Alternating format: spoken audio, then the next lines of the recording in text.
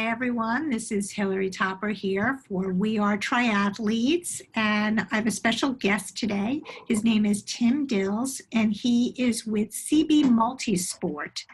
They are located in Virginia, but have availability all over the country.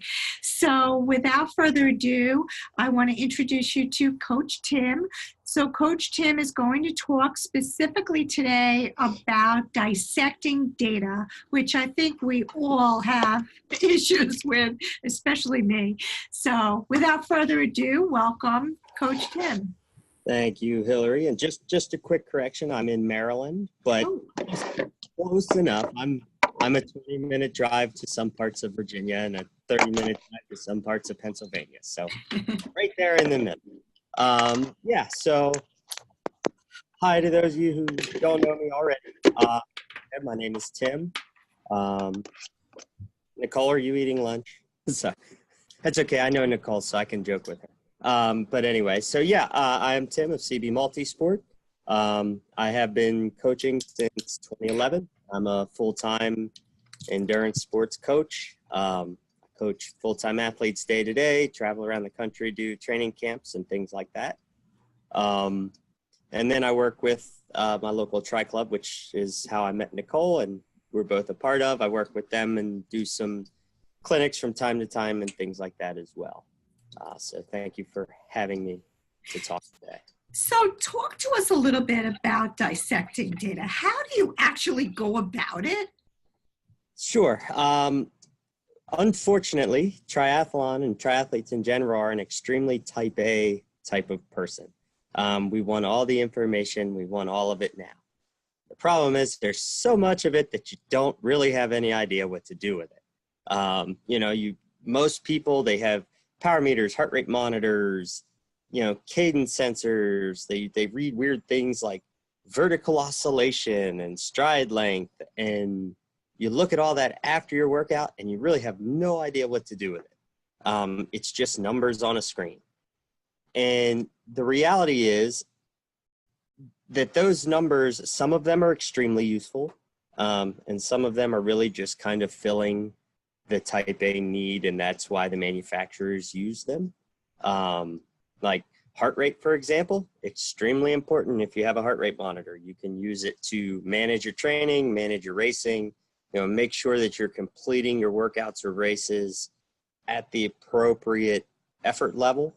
If you're doing an Ironman, you don't want to start a marathon running at, a 10K effort off the bike because you're going to be walking a lot.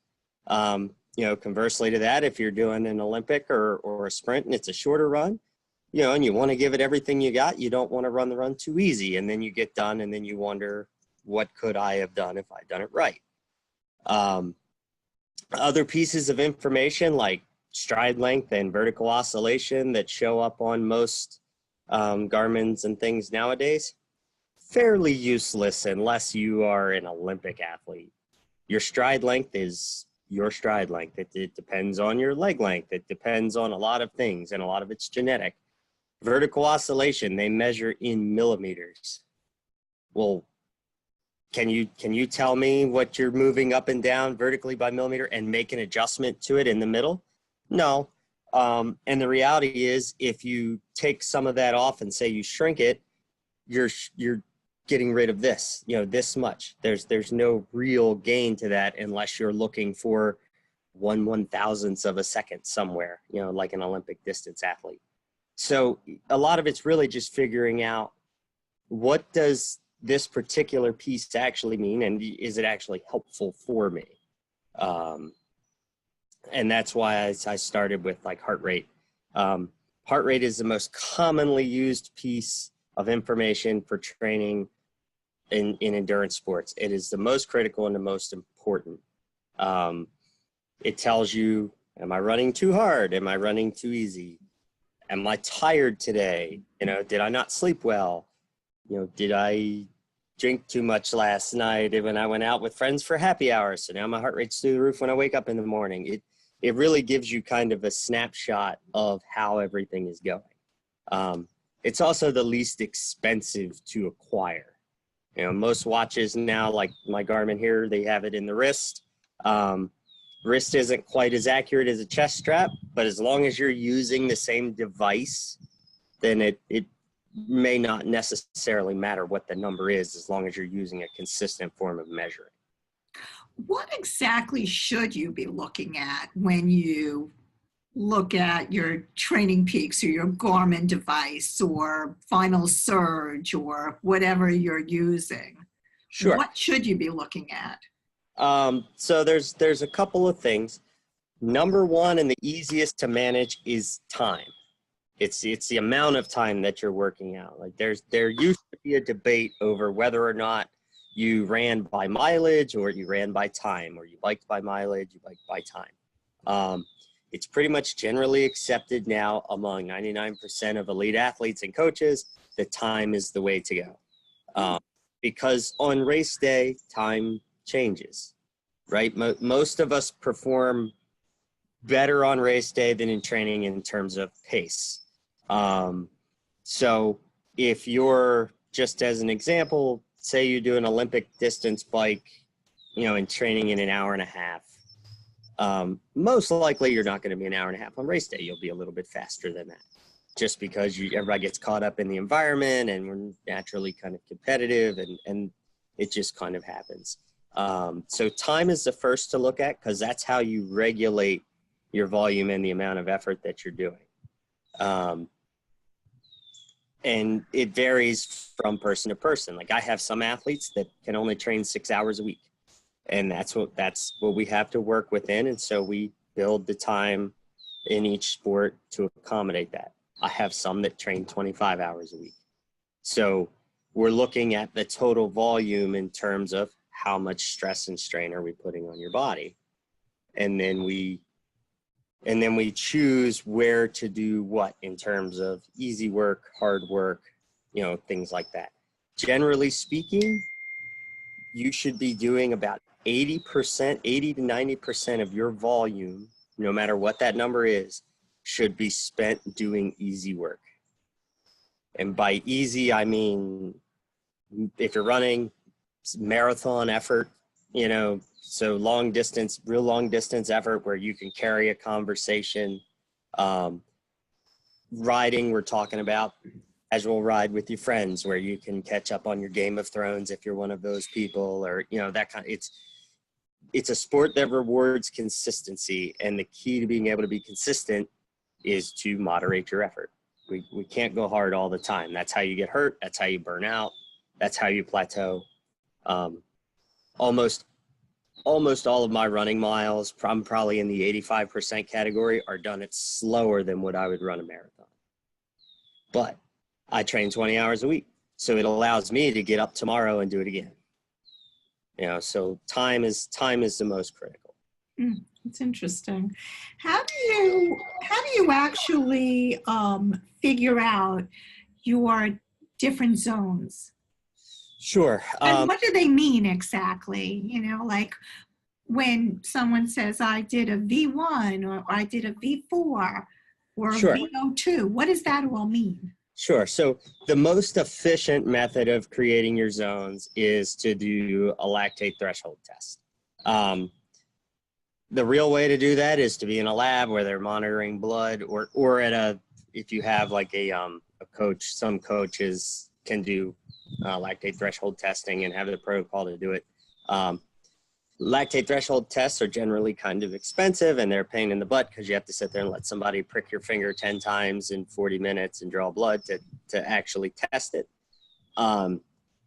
Aside from that, the easiest way to come up with rough zones is to take 220 and subtract your age from that. Okay, and whatever that number comes out to be is what we would deem your lactate threshold to be, which is the maximum effort in terms of heart rate that you can sustain for 1 hour.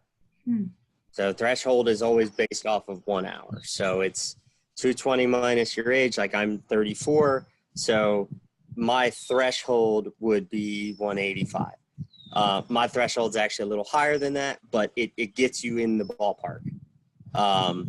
So for someone who doesn't have access to testing and things like that, it's a real easy way to start. as that relates to zones, there are typically 5 zones that people use, and they go 1, 2, 3, 4, 5, or some people use R being 1 for recovery, and then they go 1, 2, 3, 4. It's a 5-zone system. And the way that works is zone 1, your lowest zone, is a purely recovery type work. So that is slower than your marathon or long run effort. It's 50 to 60% of what you're capable of doing. And the easiest way to remember this is I tell people, if you're in zone 1, you should be able to carry full sentence conversation.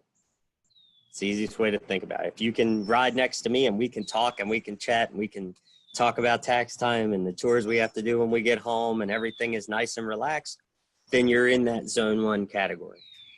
Zone 2 is a purely aerobic, purely fat burning, and it's where most of your training should be done because it's all about building aerobic efficiency. So that's that marathon type effort, just slightly slower than that.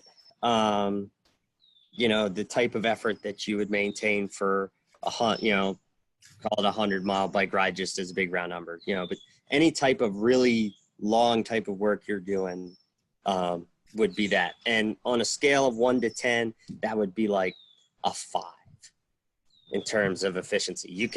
You feel it, but you can do it all day. The third zone, zone 3, which is you're starting to go mostly aerobic, but a little bit of anaerobic work. Now we're talking about a type of effort that you can sustain for a few hours, maybe 2-3 hours. You can still talk, but we're talking, 4 or 5 word sentences. You're generally working, and that you're working. You're getting a little bit of muscle burn and things like that. Zone 4, now we're starting to get into the harder stuff. That's where you're spitting out gasping words, where you're talking with people, and we're looking at a 8 to 9 on a scale of 1 to 10. It's not very sustainable. It would be like what most people would run a 5K at, that kind of an effort. And then zone 5 is you're all out, your hill repeats, your final sprint to the finish line to look good for your photos, those kind of things. That's when you get into zone 5. I rarely have my athletes touch zone 5 in training ever. And if I do, it's never more than 90 seconds, at a time, because it's very taxing to do over and over again. And that's why we save them for race day. If you're efficient and you're properly trained, it'll be there when you need it to be there, because you never use it for that long. So what you're saying is that if you stay in zone 2 or 3, but be consistent, that will help you get faster, as opposed to going to zone 5 periodically. Absolutely. Most athletes, most amateur athletes, especially in triathlon, train way too hard all the time. We call it the gray zone, and it's where you're training hard enough, getting any aerobic benefit from it at all, but you're not training hard enough to get like strength and the muscular adaptation that would come from doing like hill repeats for intervals or things like that. We live in a sport where we participate in a sport where professionals are very accessible in terms of triathletes, right? Every local pro, and you see them out on the roads and things like that, and they're often fun, and they'll hang out and they'll ride, do group rides and things like that. You almost never find pros doing recovery work with amateurs. And that's because their recovery work is way easier than yours. And if they're faster than you, theirs should not be easier than yours. My recovery, like me, for example, really high heart rate zones, my threshold's in the 180s, my max is in the 200s. When I do a recovery ride, my average heart rate is under 120. Low. Versus if I was racing, like a Olympic distance bike, I'm going to average in the 170s. So I'm going really easy. And they go easier than I do. Like it's, you know, so most amateurs train way too hard. And saying go slow to go fast is counterintuitive, you know, to say, but it really works. So I highly recommend, if there's one thing you take from this, it is slow down. It allows you to train day to day, and when you have a hard day, it allows you to do it right. Nicole, you have a question? Yeah, actually I do. I just thought of one. I have a power meter, and I always look at power while doing my training because my coach gives me targets. Mm-hmm. But I don't know what to do with my power during a race. Sure. So power primarily serves as a training tool than a race tool. Power is great because there's no lag, and watts are watts no matter what, right? If you're tired, your heart rate is elevated, but your power will still be the same. So power is a great training tool. What I use it primarily for in racing is to do what I call flattening a course. So Nicole, you live near me, so let's take the old Columbia Tri, for example, right? Really hilly course, lots of rollers, really easy to blow up on, things like that. If you know from your training that, just as a round number, we're going to say you have a target, your target wattage that you've been training at is 180, just random number, right? What I would do in a race is I would instruct you to say, on the hills, we don't want to see any more than 115%. So what would that be? An extra 27 watts. So we wouldn't want to see you going above about 210 on a climb. And the reason that we do that is the best athletes on the planet flatten a course, no matter what, which is that they regulate their intensity and their effort. Every time you try to carry your speed and power up a hill, you're burning a match, right? And a matchbook only has so many matches in it. Mm-hmm. So if you burn them all on a course like Columbia, which would be really easy to do, then by the time you get to the run, which is whether it's the brutal Columbia run or any run, you're already out of matches and you're dragging yourself to the finish line. So we would use that as a tool to regulate you from going too hard on the uphills or into the wind, for example, say like an Eagle Man, where you're riding into the wind, you know, your power pushes up. Well, we want to make sure that we check it and keep it down. The other thing we would use it for, the opposite of that would be, say, at Columbia, a downhill, or Eagle Man, a tailwind. You want to make sure that you're keeping that power up and taking advantage of the fast spots of the course as well. So the speed goes up and down, but the effort gets flattened. And that will allow you to run the best off the bike. And the same general rule applies to the run as well. The best runners on the planet, they slow down on the uphills. They don't try to push over them unless they're specifically burning a match, so to speak. But they're completely controlling their effort level. So that's what a power meter is really good for an amateur. You know, if you're a pro and you're trying to break 50 minutes, 40K time trial, you're not looking at your heart rate, you're looking specifically at your power number. But as a triathlete, we're using it as a limiter to make sure we're not going too easy or too hard at any one time. What do you think of the power meter for the running? Yeah, so the big one is Stride. And I was on Stride's beta / development team about 5-6 years ago. The first ones were a heart rate strap based monitor. I think they're actually great for running because most people are focused on pace, for one, and two, you know, or two, they use heart rate. Again, heart rate is the primary user, but heart rate, for example, lags a lot. So if your heart rate's at 150 and you start a hill, you may be putting in an effort that would be equivalent to, say, 165, but it takes a while for your heart rate to spike up there. Usually by the time it spikes, you're on your way back down. So it's not very good at regulating effort in that case.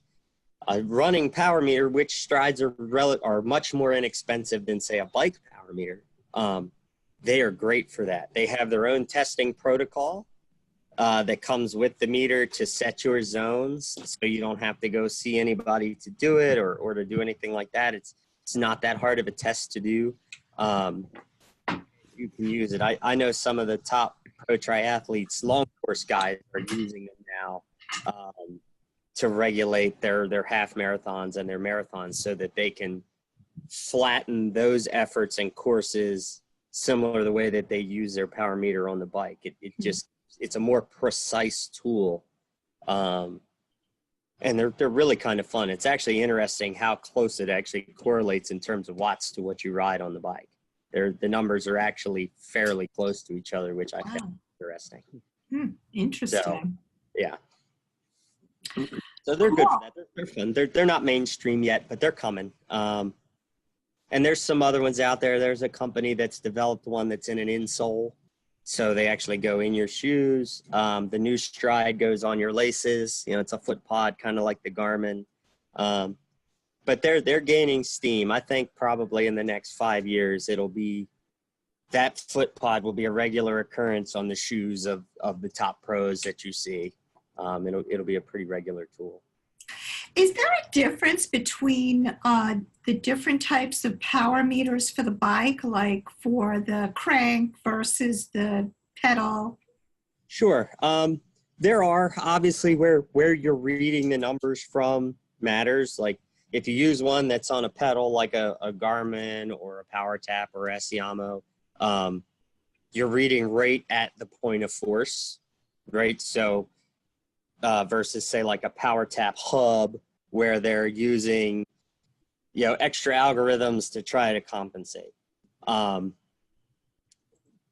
isn't necessarily better than the other as long as you're using the same thing for measuring over and over again. Like if your pedal says, like in my case, I'm doing a threshold of around 300 watts and a hub says I'm doing 280, well, it doesn't really matter to me if it's 280 or 300 as long as I'm using the same tool over and over again.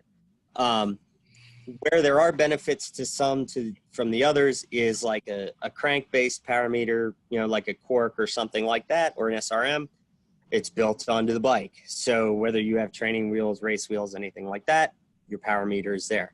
The beauty of pedals, which I am a huge fan of, is I have multiple bikes I race. I got a road racing bike, I got a time trial bike, things like that. I can move it around. The other thing is that crank-based meters, for example, they only go down to certain crank arm lengths because they need enough room to have it be accurate, versus a pedal-based one you can put on any crank and you go into your computer or your Garmin Connect or whatever and you punch in what the length is and it figures that out. Most people are going to smaller and smaller crank arms, which is great, and I'm glad that everybody's starting to catch up with that. Because most crank arms are way too long that come on a bike. I'm 5'8", I have long legs, and I ride a 155 millimeter crank arm, which is pretty short, but it allows me to be aerodynamic and run well off the bike, and doesn't mess up your hips, your back. It doesn't require you to be flexible. So there's only one brand that makes a crank-based power meter down to 155. I have pedal-based, so I can put them whatever I want. Pedal-based is really the way to go. Hub-based are a little cheaper. They're the cheapest of the options right now. That's a proven quantity, but if you have different wheels that you race on, then you lose your power on race day. So it really depends on what you're trying to do. I highly recommend pedal-based power, though, if you're choosing one. Awesome. Well, thank you. I really appreciate your time today, and always your time. And thank you for sponsoring the team and being there for all of us. We really appreciate it. And that's about it for now. So we will see you next time. Perfect. If anybody thinks of any questions or has anything after they watch this, feel free to either post it in the We Are Triathletes group, or you can send me a message or anything like that on Facebook or any of the different social media chains I'm out there. I'm happy to answer them. If it's something complicated, we could always jump on a phone call or something and discuss it. You know, I'm always here to answer questions and help out.